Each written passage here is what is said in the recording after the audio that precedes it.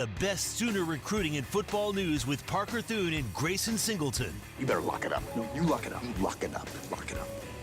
Hit the guys up on the Riverwind Casino call-in line at 405-329-9000 or text the show at 405-651-3439. Do it! Just do it! Now, with Locked In, here's Parker Thune and Grayson Singleton. Well, it's official. I mean, we all knew it was happening. But as of this morning, Jason Witten is officially the new tight ends coach at the University of Oklahoma. Witten announced via press release as the program's new tight ends coach today, said in his opening statement, and I loved this, Grayson. I loved going through the comments that Brent Venables made and that Jason Witten made. Jason Witten basically expressing, hey, I understand the expectations at a place like Oklahoma, and I'm excited to help uphold them. Make no mistake, a guy like that is going to be well aware of the scrutiny that his predecessor in Joe John Finley faced, and he's going to accept the challenge, as he did for 17 years as a player in the NFL. But, man, Brent Venables, in talking about the Jason Witten hire, I think dropped a quote that was very, very poignant. And that was this. He said, and I quote, "We're aligned in that our hearts are with the 18 to 23-year-olds who need you now more than ever. He's always been about that. Through casual conversation and getting to know him over the years, that's something that really jumped out to me and stuck with me." And that was after Venables was acknowledging, hey, Witten has had opportunities to go coach in the NFL. He's had professional coaching opportunities that have been presented to him. But there's a reason that he's sticking in the college game, or I should say making the jump to the college game after coaching high school football for the last 5 seasons. And obviously the ramifications here could and should include Oklahoma's future addition of his 5-star son, 2027 linebacker Cooper Witten.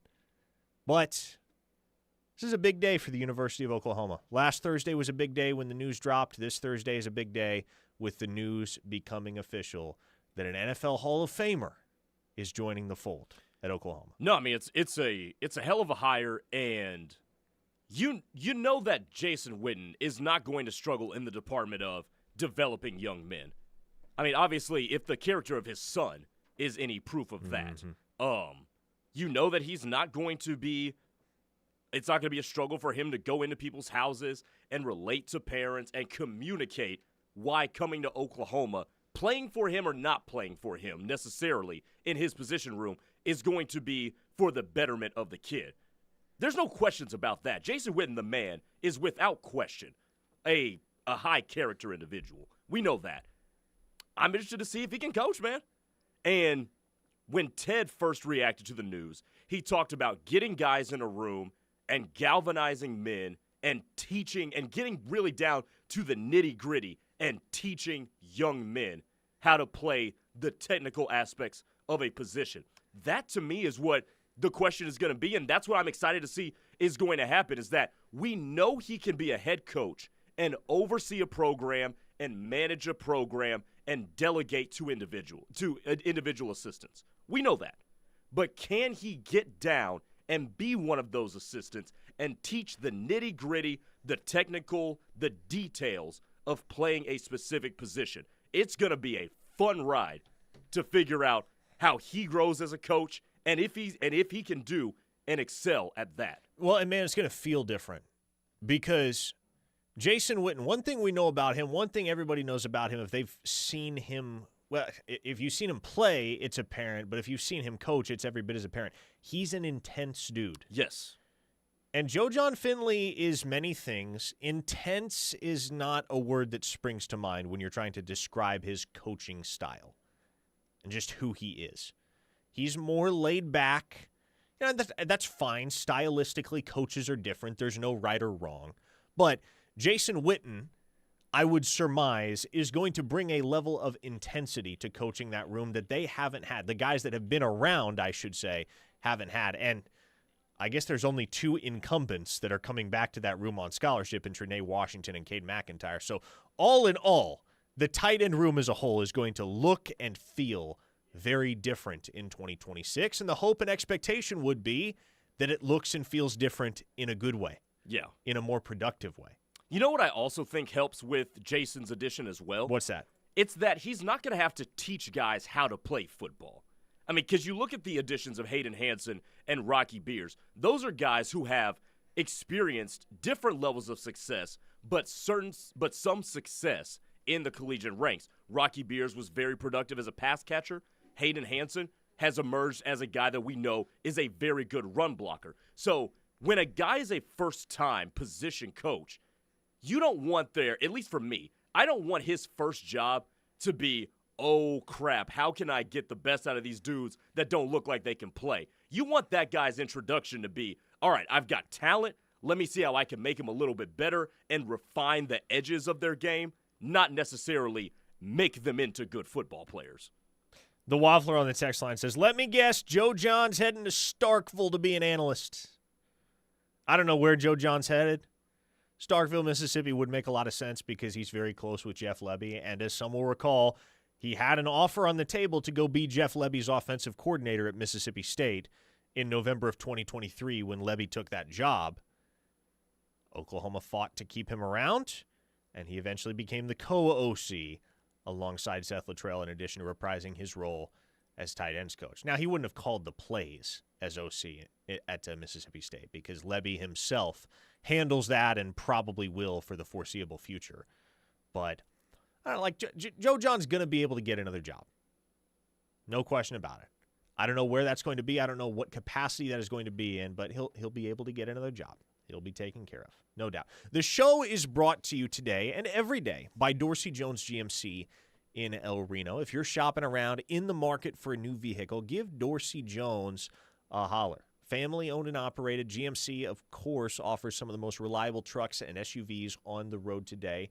And Dorsey Jones complements that with their outstanding service, including half-price oil changes on Saturdays. So make the short drive out to El Reno and check in with the good folks at Dorsey Jones. If you want to check in with us on the text line, 405-651-3439 is how you do it. And Grayson, the dead period, the bizarre 72-hour dead period in the middle of the portal window. Yeah, what's the purpose has of now that? come and passed. I don't know, man. It's my answer to that question is pretty much the answer I offer to any question pertinent to why or how the NCAA acts the way it does. Whenever somebody asks such a question on the text line, I don't have a clue. Nobody does. Nobody has a clue why there's a random 72-hour dead period in the middle of the month of January when everybody is trying to crib up all their respective shortcomings on their roster in the transfer portal. But the dead period is over. Oklahoma will get back to hosting visitors, bringing guys onto campus to try and add them to their 2026 roster. And coming into focus in the defensive backfield today, a guy that is on campus as we speak, is a D2 transfer. Oh, boy, Jim Nagy. Here he goes. Are we going to start calling Oklahoma D2U? Yeah. Y'all sold me on this not being a poverty program anymore. Now we recruiting D2 transfers. But Oklahoma has a D2 transfer on campus today in Peyton Taylor. Defensive back from Emporia State in Kansas, where he played the 2025 season alongside former Sooner Eric McCarty. There's a blast from the past. Eric McCarty went OU to Emporia State. Now Peyton Taylor may very well go Emporia State to OU. Now, to be clear, this is not the type of player that OU is the only P4 school that has interest in. He took an official visit to Clemson last week. He's received an offer from Arkansas. There are P4 schools aplenty that are interested in Peyton Taylor's services. He's a native of the state of Colorado. He's on an official visit to OU today. He plays cornerback, but kind of like Kendall Dolby. I think he offers some positional versatility there, and you could maybe slide him to safety if you needed to. But he's played corner at Emporia State. He would come to OU with 2 years of eligibility remaining. And this seems like the type of recruitment that OU should be able to close out pretty seamlessly. Wouldn't you think, Grayson? I mean, if he likes it, I mean that's a strong list of suitors. Clemson, that's nothing to be sneezed at. But no, yeah, I would think that if they're able to impress him, yeah, you should be able to lock this down pretty quickly, especially given proximity to where he's already been playing. He doesn't have to move all that far. Emporia State's about 4.5 hours away from here. So, all in all, I think if the fit is right and you make him feel at home, you should be able to get this done. Now, I talked about this with Josh earlier today, probably during the 10 o'clock hour. This seems like a long-term play to me as a guy that's about 160 pounds, right? Is Peyton Taylor, so you're going to have to put more weight on him. Yeah, no doubt. 1 year removed from being in the D2. To me, this seems like a play for a guy that you want to get in the system, get his body right, and then 2027, you could see something because he has 2 years of eligibility left. That could be, or let me sell you on this. Okay. As opposed to toying with Peyton Taylor as kind of a versatile chess piece in the defensive backfield, what if you just told the kid, hey, look, you're a cornerback, you're built like a cornerback, you're going to play cornerback here. We're bringing you in so that we can take a guy like Jacoby Johnson and experiment with him as a safety. Is that what they're going to do? I don't know that for a fact, but I mean,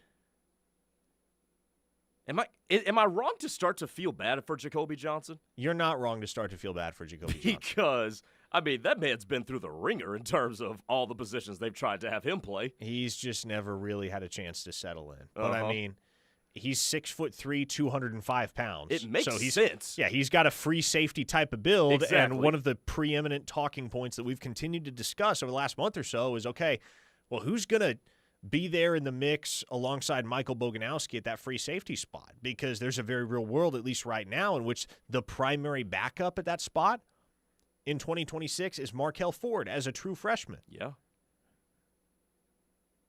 So it wouldn't shock me if Oklahoma took one of those corners and decided to uproot him and slide him over to safety. And you could do that with a variety of different, like obviously Eli Bowen, Jeremiah Newcomb, those guys. I was gonna bring up Newcomb though, because to me it would make a little bit of sense that, okay, coming off injury, hey, welcome back. Let's try to slide you over to safety. I think that makes a little bit of sense if they wanted to go that direction. And they did experiment with him briefly at Cheetah in August. Okay. But, I mean, Cortland Guillory was a guy that many in the industry expected was going to project to safety at Oklahoma in the long term. Of course, that did not happen.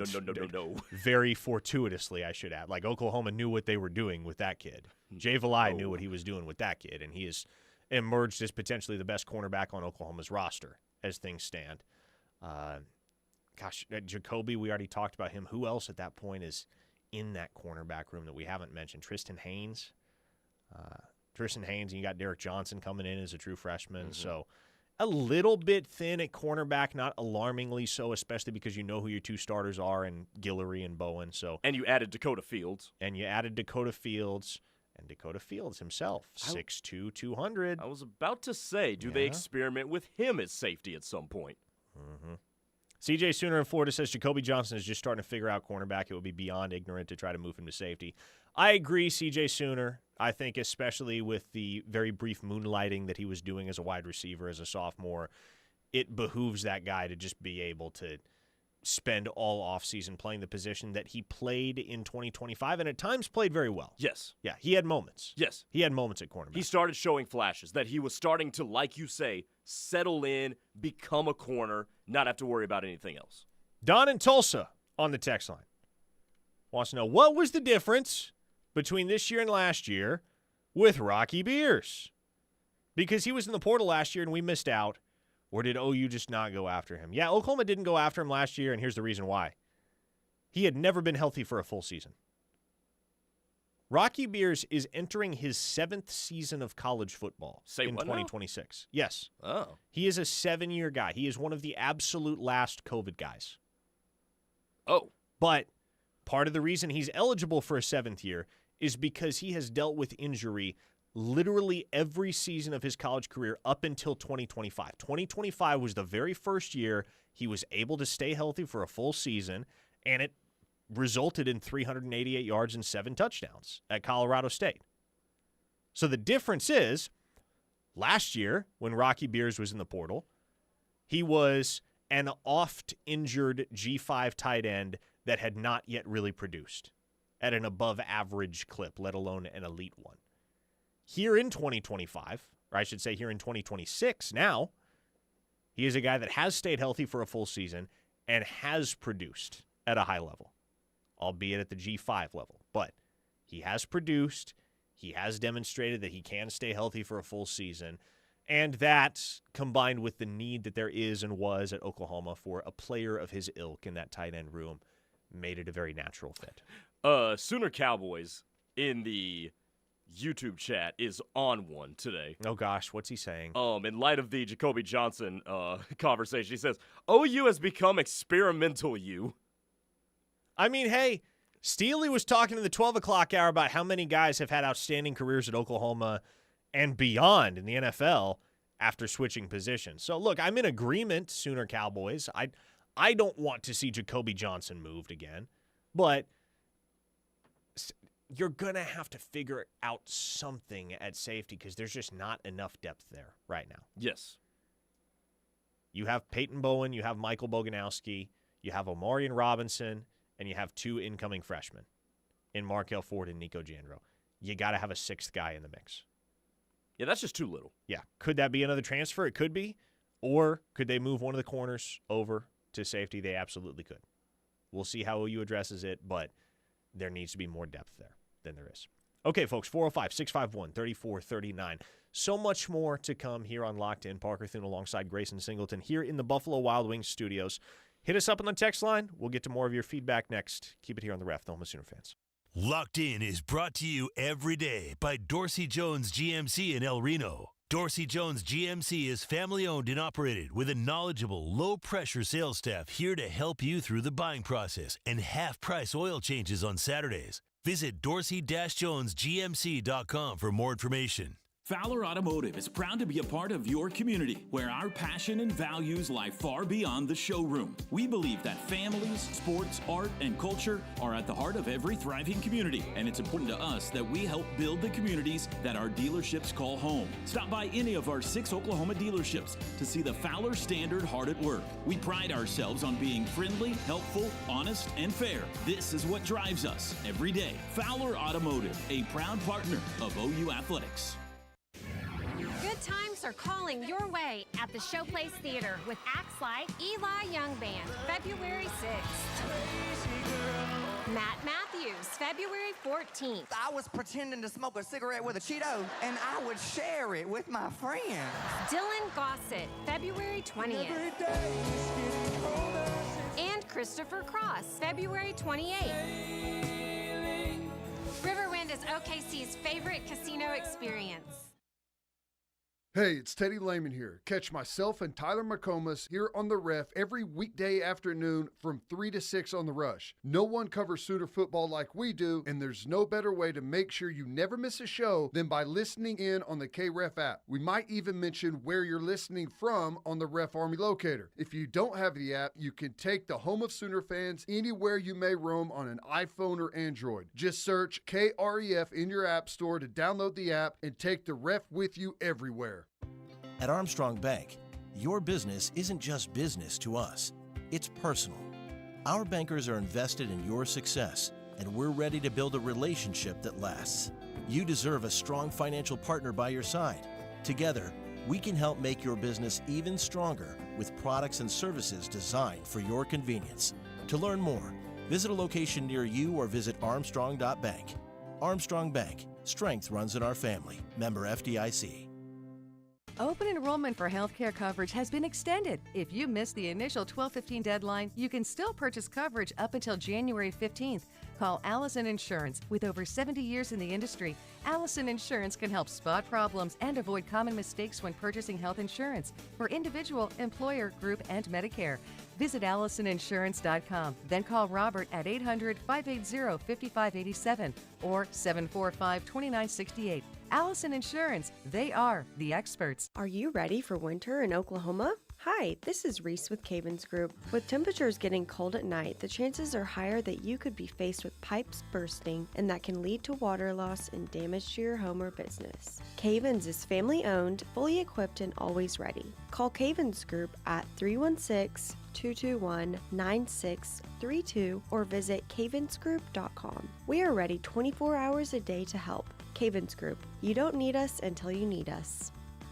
Hey guys, this is Lisa Towie, owner and broker of 828 Real Estate. 828 Real Estate is your premier full-service commercial and residential real estate brokerage and property management firm. With our team of real estate agents and specialized property management team, 828 is here for you in every capacity. Whether a seller or buyer, an investor or renter, please explore our website at 828re.com.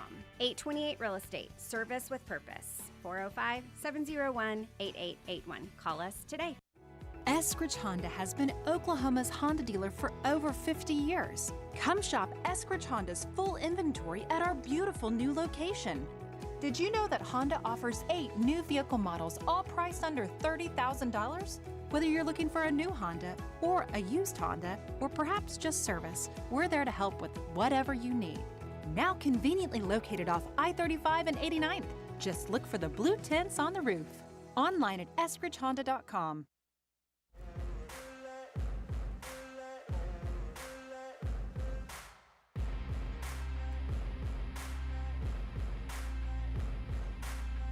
It is the Ref, the Oklahoma Sooner fans. Parker Thune and Grayson Singleton with you here on Locked In. A couple of questions from the YouTube chat. Somebody was asking if Oklahoma would be involved with Deshaun Womack, transfer defensive end from Ole Miss, former 5-star who I believe signed with LSU out of high school. I would not expect that. Oklahoma doesn't have a need right now at defensive end, and Deshaun Womack, being a former 5-star, is going to be a very expensive guy just by nature. The same goes for Jordan Seaton. There was a question about him. Jordan Seaton officially went in the portal today. As I mentioned yesterday, the 2 schools I've heard connected to Jordan Seaton are Texas and Miami, which makes a lot of sense because those are 2 schools that are ready and willing, I should say, to unload a ton of money. And they have an immediate need at offensive tackle. Another question on the YouTube chat that I think we should get to. Jordan asks, not enough depth then at safety. Why didn't they prioritize hanging on to Jaden Hardy? I will merely say this. Jaden Hardy got a lot of money to go to the University of Colorado, which good for him.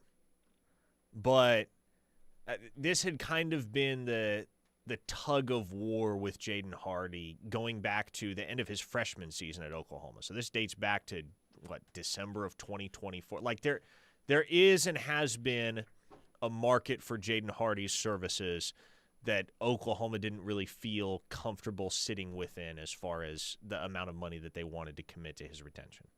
So, there you go. Everything is transactional these days. Every single acquisition you make comes with a cost, and Oklahoma felt that cost could be better allocated elsewhere. By the way, I am in the middle right now of a fascinating read from Brandon Marcello of CBSSports.com. Okay. Who, and it feels like every national reporter and their cousin has done the Kurt Signetti Indiana feature story, right? Mm-hmm. Yeah. Brandon Marcello, and I'm not all the way through it, but it's the best one I've read. Best one I've read on how Indiana came to be, how Kurt Signetti built this machine. And a couple of details I wanted to pass along that I thought our listeners would find interesting. You want to take a guess at the average star rating for Indiana's roster? 2.6. That's actually on the low side. 2.95 is the answer. But okay. Indiana's average player is less than a 3-star. Yeah. Which is wild in and of itself. But I found this quote from Marcello. This is Marcello writing, not quoting anyone else. But this really hit. And I feel like our listeners would enjoy hearing this because this kind of sums up Indiana's philosophy in a nutshell, especially when it comes to the portal and talent acquisition, all that good stuff. The philosophy was simple and unwavering. Proven production over theoretical upside. Veterans whose ceilings hadn't yet been reached and their resolve unimpeachable.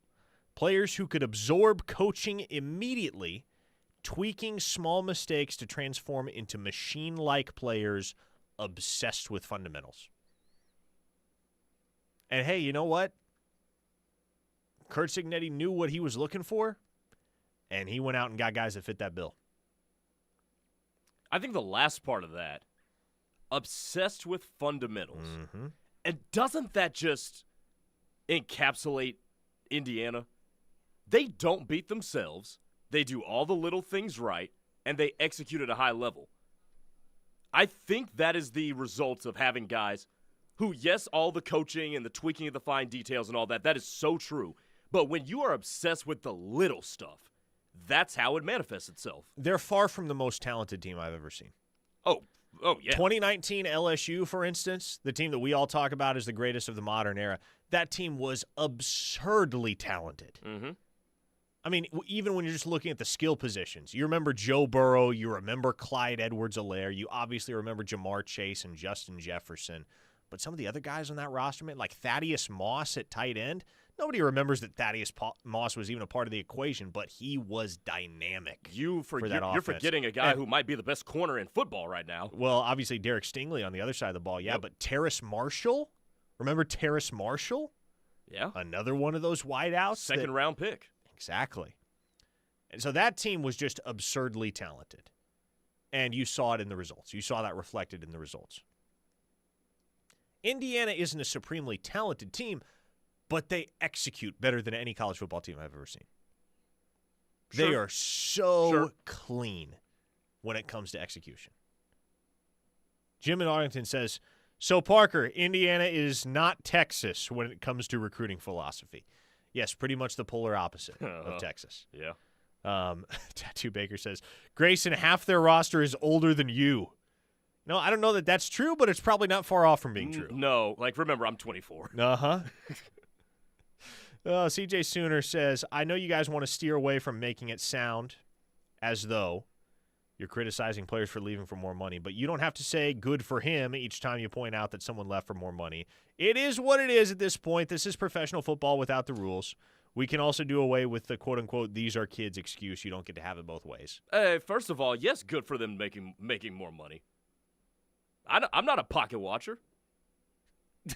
I like it when people get paid. Hey, you know what? My thing is, as long as they're not dishonest and sleazy about it, sure, do your thing, man. Like, as long as you're transparent, as long as you're upfront with everybody involved in the process, do what's best for you. Don't care. Now, when you start lying, start being deceptive, misleading, okay, different conversation there. Mm-hmm. But yeah, I am not a pocket watcher either, by any means. Also, okay, yes, these are young adults, certainly. Mm-hmm. They are capable of making independent decisions for themselves. But also, man, a lot of these young adults that are blessed with a ridiculous amount of talent in the sport of football have a ton of different people pulling at them from all sides and all angles to try and get a slice of the pie. Yeah. And that's a tough place to be when you're 18, 19, 20 years old. Yeah, I mean, and the saying goes, more money, more problems. Mm-hmm. We don't think about it, but they got their own issues that they got to sort out too. WF Sooner on the text line, 405-651-3439 with a good question. Now we have Mr. Witten on staff. When do we get our first big tight end, and who do you think it will be? Boomer. Well, WF Sooner, I reported this last week on OUinsider.com, the evening of Jason Witten's announcement. Well, I guess he wasn't officially announced by the school as the hire until today, but it was announced in the media last Thursday early afternoon that Jason Witten was going to be the next tight ends coach at the University of Oklahoma. It was Football Scoop that was first on the report. And I reported that evening that one of the very first calls that Witten made upon that news becoming public and official was to the number one tight end in the entire 2027 cycle. And that would be Seneca Driver out of Danville, Kentucky, Boyle County High School. This young man is 6'7", 235 pounds, and make no mistake, he is every inch of 6'7". I have seen him in person. on the campus of the University of Oklahoma. He is every inch of 6'7". And Rivals considers him the number 1 tight end and number 25 overall player in the 2027 cycle. Folks, he took 2 unofficial visits to OU during the season. He obviously thinks the world of Jason Witten as obviously an ex-player, current coach. Very enamored by the hire. The Sooners have plans to go and visit with him in the contact period. Ben Arbuckle has been working that recruitment very hard for quite some time. Now you throw Jason Witten into the mix. I can't make any promises because there are no promises to be made when you're dealing with the decisions of 16 and 17-year-old kids. But what I will tell you right now is that the overwhelming feeling, both from the OU side and across the industry, is that the Sooners lead for Seneca Driver. That was true before the Witten hire. That is certainly true now after the Witten hire. Okay, so let's talk about this because 2026 class, Ryder Mix, Tyler Ruxer. Yep. Now in 2027, you've got 2 tight ends in the state of Oklahoma, in Titus Hawk at Choctaw, Ben Kolar here at Norman North, and then now Seneca Driver. Are they going to take all 3 of those if all 3 want to come to Oklahoma, also on the heels of the fact that you just took 2 in this year's class? Yeah, I mean, if all 3 want to come, I don't think you're saying no to any of those 3. Gotcha. But I've never really bought it with Oklahoma and Titus Hawk. Okay. Ben Kolar, yes. Yes, I think he winds up in Oklahoma's class right now. Seneca Driver, lean in that direction. Titus Hawk visited Oklahoma 3 times this past season. 3 game day visits for Hawk. Even so, I just have never sensed that same degree of confidence from the OU side of things as there is with Ben Kolar or Seneca Driver. Now, I've said this about Kolar. I will say it again. Oklahoma is ready to take his commitment right now. If Ben Kolar called the offices right now and said, I want to be a Sooner, Oklahoma there would be no conversation within. There would be no vetting. There would be no discussion. They would say, boom, let's do it. Come on. That's how they feel about Ben Kolar. That's how they feel about Seneca Driver. That's how they feel about Zach Fairs, 4-star tight end out in Las Vegas. Yeah, forgot about him too. That's a name to watch. But this is also just kind of how it goes, and I think those that have been through these cycles year in, year out as fans and have tracked Oklahoma's recruiting efforts over the course of a calendar year, hopefully they understand this by now. We're always going to be talking about 4 or 5 guys at a given position, with the exception of quarterback, at which there are usually 1 or 2 key targets for the Sooners. But we're always going to be talking about 4 or 5 guys across the board that are leaning to OU, or OU's chances look good with them in January or February. And then by June or July, things have ebbed and they've committed somewhere else. That's just kind of how it goes. So the goal is you cast a pretty wide net early in the process. You establish strong position with several of these guys because you understand, as good as things might look in January or February, all of those decisions are not going to go your way in the end. Now, it may feel that way right now with how well Oklahoma's recruiting in 2027 and how they've basically gotten everybody on their wish list to date. With the exception of Peyton Houston committing to LSU, they haven't really lost a high-profile battle on the trail in 2027. So, yes, the Sooners have been hot. The Sooners front office, personnel staff, coaching staff, that entire operation seems to be a well-oiled machine that is firing on all cylinders right now. But you will get shook back to reality at a certain point, in the sense that there will be a target high up on Oklahoma's board that winds up committing to some other school, or there will be a target that we feel like Oklahoma's closing in on, and then all of a sudden things take a swing and they wind up in somebody else's class. This is just how it goes. It's how it goes every year. And it turns some people off to recruiting. I fully understand that. But my encouragement to those folks is, hey, find the joy in the journey. It's not just about the destination. It's about the journey. Enjoy the journey for what it is. Enjoy the process for what it is. Enjoy the peaks and valleys of the roller coaster. That's where the fun is in following recruiting. Philosopher Thune in the house today. Denver from Indiana on the text line. 5-star tight end. Better keep him away from the fridge. Oh, gosh. Oh, man. Fortunately for Seneca Driver, if he ballooned to 275 pounds, that would be much more permissible given his frame than it was for Devon Mitchell, who was 6'3". He's back in the portal again. Yes, he is. Get ready to learn South Alabama, buddy. That's probably what it's going to be. I hardly think Devon Mitchell is going to get any P4 looks at this point, being in the portal for the second time in 9 months. I think he had 1 catch at Louisville. I believe you're correct. 1 catch. A listener in the 740, I believe that's an Ohio area code. Yes, it is. Any feeling on whether Cooper, Jason Witten's son, stays in DFW or comes up here for his senior year? As I understand it, the family's going to relocate. So I do believe Cooper will be transferring up to the state of Oklahoma. As to where he plays his final season of high school football, I don't know. I'd be lying if I said I did. There are obviously plenty of options that make sense around the OKC Metro. It also just kind of depends on where Witten wants to buy a house, where they want to live. Is that out west in, somewhere like Mustang, Deer Creek? Mm-hmm. Is that closer to the Norman community? Maybe Cooper goes to a place like Norman North, or hey, do you want to get south of Norman and go out to Washington and maybe have the best linebacker tandem in the state with Case Alexander? Yeah, between Cooper and Case Alexander, that would be scary. So I don't know. That's obviously going to be a storyline worth watching, no doubt, because where Cooper lands is going to significantly shake up the ranks and the expectations on whatever level and classification of Oklahoma high school football his school of choice plays. Mm-hmm.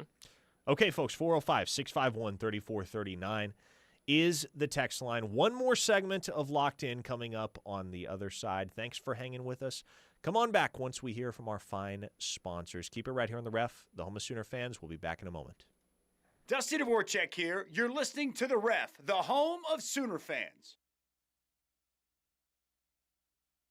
At Oklahoma Electric Cooperative, we value service, not profits. That's why we want to help you save on energy costs this winter. Here are a few tips. First, open curtains on your home's south-facing windows during the day and use the sun's heat for free. Second, seal leaky doors and windows using low-cost caulking or weather stripping. And third, be sure to keep the fireplace damper closed unless a fire is burning. Visit okcoop.org for more ways to save this winter. At Confidence Ford of Norman, we believe in living up to our name. Our commitment to confidence is in everything we do. Whether you're searching for the perfect vehicle from our extensive selection of new Ford models or pre-owned cars, our dedicated team will help you every step of the way. Because with us, your family. We're conveniently located at 825 North Interstate Drive. Confidence Ford of Norman, a Cavender Auto family dealership where confidence is Cavender. Have you or someone you know suffered a loss to your home or business from the recent storms? Before you accept a settlement, call Brown O'Haver at 405-735-5510. Brown O'Haver is a local-based company helping Oklahomans with claims since 1988 with preparation and expert analysis detailing your loss and insurance settlement. As your trusted consultant, Brown O'Haver can give you peace of mind and make sure you're getting what's yours. Call Brown O'Haver today, 405-735-5510, and make sure they're working for you. At National Geographic Society, we believe in the power of wonder. It drives us to explore, pushes us to see the world differently, moves us to action. And we believe that today, wonder is more essential than ever. Wow. That's why we're supporting a new generation of explorers to ask big questions, make breakthroughs, and bring the future closer. Wonder awaits. Will you join us? Visit natgeo.org/wonder. For over 80 years, Primrose Funeral Service has been providing comfort and guidance during difficult times. Pre-planning with Primrose can help make things a little easier for families. Not only can you pre-plan a funeral, but you can pre-plan your sunset cemetery arrangements, which removes the difficulty of planning for a loss at the same time loved ones are experiencing one. Contact Primrose Funeral Service at 405-321-6000 or visit them online at primrosefuneralservice.com. Get it, slip it, cuff it, check it. Talk to doctor now and share it. Nearly 1 in 2 U.S. adults have high blood pressure. That's why it's important to self-monitor your blood pressure in 4 easy-to-remember steps. It starts with a monitor. Be next to talk to your doctor about your blood pressure numbers. Get down with your blood pressure. Self-monitoring is power. Visit managerbp.org. Brought to you by the Ad Council, the American Heart Association, and the American Medical Association, in partnership with the Office of Minority Health and Health Resources and Services Administration. You wanted to be cool, which led you to smoking, which led to a pack a day. Then you met that special someone, which led to starting a life with them, which led to wanting to live longer, which led to quitting. Then you heard you may be at risk for lung cancer, which led you to getting a low-dose CT scan. If you smoked, get scanned. Talk to your doctor and learn more at savedbythescan.org. Brought to you by the American Lung Association and the Ad Council. We're with Bridget, whose husband won't be home for months and whose daughter is due any day. We're with Mike, who's leaving home to protect his family and yours. We're with all service members and their families who need community, connection, and maybe a bit of magic. Are you with them? Learn more at uso.org today.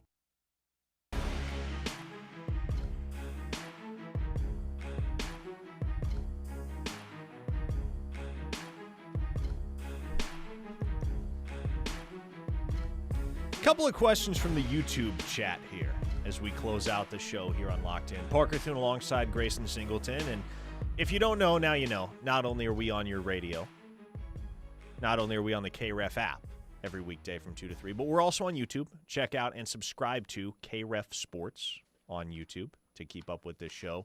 If, for whatever reason, you want to see our faces in addition to just hearing our voices. 405-651-3439 is how you chime in via the traditional text line, the terrestrial text line, I should say. But a couple YouTube chat questions. There was one listener that asked, is Oklahoma waiting till the portal closes to fill out the rest of the roster to make sure some of the other guys on their current roster don't leave as a result of incoming portal pickups? Good question. Double-edged sword there. Because, yes, if you waited until the portal closed to fill out some of the final spots that you feel are necessary to fill on your roster, then, yes, obviously you prevent any guys that would otherwise have maybe made the decision to leave for more opportunity elsewhere from entering the portal. But, Grayson, if you wait till after the portal closes, and that's just if that's an intentional plan that you're hatching, then you run the risk of the guys that you really would like to have, or the caliber of guys that you would really like to have, settling on other schools before you get around to being able to recruit Exactly. them. So, yes, once the portal closes, then you know the guys that you have on scholarship in your building right now aren't leaving, but the pickings are probably pretty slim. Yes. In terms of who you can bring in at that point. And, I mean, also to answer the texter's question in a little bit of a, somewhat sarcastic way, Xavier Lucas did prove that the portal never actually closes. Amen to that. Amen to that. Another YouTube chat question. We had a listener ask, how many more commits from Oklahoma in the class of 2027 are you expecting? That's a good question. No doubt. I mean, when we look at Oklahoma's 2027 class, obviously it is headlined by 2 in-state kids in Cooper Hackett and Caden Penny. Not only the 2 top offensive linemen within state lines, but the 2 top overall prospects within state lines. Other Oklahoma guys in the class right now, are there any? Or is it just those 2? I guess it is just those 2 for now. But other guys that could wind up in the class, we talked about Case Alexander. We talked about Ben Kolar. We'll see with Titus Hawk. the guy that I think should be Oklahoma's highest priority, Oklahoma's absolute highest priority, when you're talking about in-state targets that are still on the board, is Samaj Stanford up at Broken Arrow. I am a huge fan of Samaj Stanford's game because I think he is the closest thing to Peyton Bowen that I have seen since Peyton Bowen. Watching him on the high school gridiron is exactly like watching Peyton Bowen at Denton Guyer. Now, it's a little bit hard to judge and make a true apples-to-apples comparison there because obviously he's playing high school competition here in the state of Oklahoma, and Peyton Bowen was playing 6A ball in the state of Texas. And I think Bigsby is a school that could hang at the 6A level in Texas, but there are precious few other schools in the state of Oklahoma that could. So correct. A little bit of a discrepancy in terms of the level of competition. But Samaj Stanford, make no mistake, incredibly talented player that is going to, in my mind, show up on a college campus somewhere and make a dent as a true freshman. He is very ready. You know, and it's more obvious sometimes in basketball, but sometimes it is in football, where you just know a kid is ready for the collegiate game well before he graduates high school. That's what you're looking at with Samaj Stanford, that kind of a player. I mean, he's outstanding, man. He is absolutely outstanding. Intelligent as all get out. I remember talking to a couple of the coaches and the broadcasting team for Broken Arrow, and, I mean, they say the dude just knows where everything's going to be, knows what's happening before everybody else on the field does. Yeah. I mean, that's the type of football intellect you're getting with that guy. Now, the other big-time guy within state lines that obviously we'll continue to monitor as it pertains to Oklahoma's chances in his recruitment would be Gabriel Osborne. Yes. Out at Mustang High. And started out his high school career, as I recall, at PCO. Yes, that's correct. Transferred to Mustang prior to his junior season, had an outstanding junior season. And he was already on Oklahoma's radar, picked up the offer at camp last summer, but his junior season was the type of year that gets you on everybody's radar. So at 6'2", 180 pounds, defensive back, primarily corner, is what he plays at the high school level. But he's a guy that can go both ways. He's a guy that has a lot of just raw athleticism and versatility that's going to be conducive to a variety of different fits at the next level. Oklahoma would like him at corner. They're recruiting him as such. That's going to be a tough battle that Oklahoma's going to have to fight because there's going to be, in all likelihood, a lot of money involved in Gabriel Osborne's recruitment because he's the epitome of a high-dollar guy. He is a premium prospect at a position that doesn't generally have a ton of true premium prospects. Right. Who's the concern? Who are the competing schools that you're looking at right now? I think Oklahoma leads. Ohio State has offered. I mean, Texas Tech is on that offer sheet, so you have to take them seriously for obvious reasons. Trying to think who else. LSU is in the mix. Alabama has offered. Miami has offered. So you get the picture. You got some of the top programs in college football right now that are hard after Gabriel Osborne. Oklahoma, as the hometown school, you would think is going to have something of a leg up there. And I like where the Sooners stand, no question about it. But that's a long way from over. The other kid that we've talked about quite a bit on this show that Oklahoma has not offered, but I would not mind them making a push for, finding a way to take in the class would be Graydon Howell down at Broken Bow, who's just an exceptional all-around athlete and could play 4 or 5 different positions realistically at the next level. I believe he's got committable P4 offers to play quarterback, running back, wide receiver, and defensive back. So, and he hasn't committed anywhere. I don't know that he's really leaning anywhere. He has had some contact with OU. He has not yet gotten the offer. I know for a fact that is an offer he would really like. And that is the type of kid, in my mind, that you make room for because you don't want him to go somewhere else and make you sorry you didn't offer him 2-3 years down the road, like we've seen with a guy like Jamarian Ficklin at Utah. Yeah, or, God forbid, you play against him real fast, too. Slim Brady, on the text line. I got a crisp $100 bill if G-Baby pops Parker in the mouth next time he says Bigsby. Hey, there's a window between us. There's a very thick glass in between us, but do not act like it has not been an intrusive thought. You don't like Bigsby? The way you draw out the G. Bigsby. It's like, what are you doing? Michael and Marlowe on the text line said, Witten, Alexander, and Epps. Boy, what a dream class that would be for Oklahoma linebackers. Sheesh. Goodness gracious. You were talking about, in my opinion, 3 of the top 10 linebackers in America. Yes. And I think a lot of people would share that opinion. Mm-hmm. Cooper Witten is the number 1 linebacker in the class by consensus right now. Taven Epps is not far behind. Case Alexander, I mean, he plays two-way ball in Oklahoma. He's probably a little bit undervalued for that very fact alone, but still firmly in blue-chip territory, 4-star basically everywhere.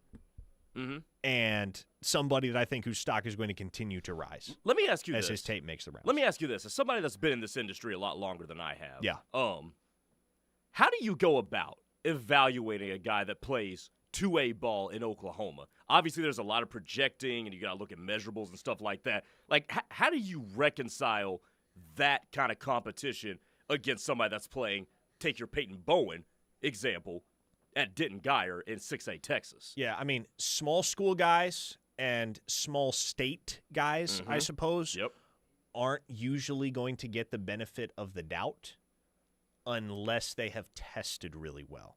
That's generally the thing that can offset concerns in the evaluators' minds about a low level of competition or a modest level of competition. Yeah. If they can look at a kid's athletic profile and say, okay, he only plays, let's say, 2A in Oklahoma, just to take the example of a guy like Case Alexander. But, you know, let's say this kid plays wide receiver. He runs a 10-4 in the 100 meters, got a 40-inch high jump. Like, if the testing metrics suggest that the guy is a high-level athlete to where you can expect him to be contributing and making an impact at the collegiate level just because of how those numbers typically translate on the gridiron, then that will help offset the reality of a guy that competes at a lower level, especially in a state like Oklahoma. But, you know, if the testing numbers, if the 40-yard dash, if the 100 meters, if the high jump, all that stuff, long jump,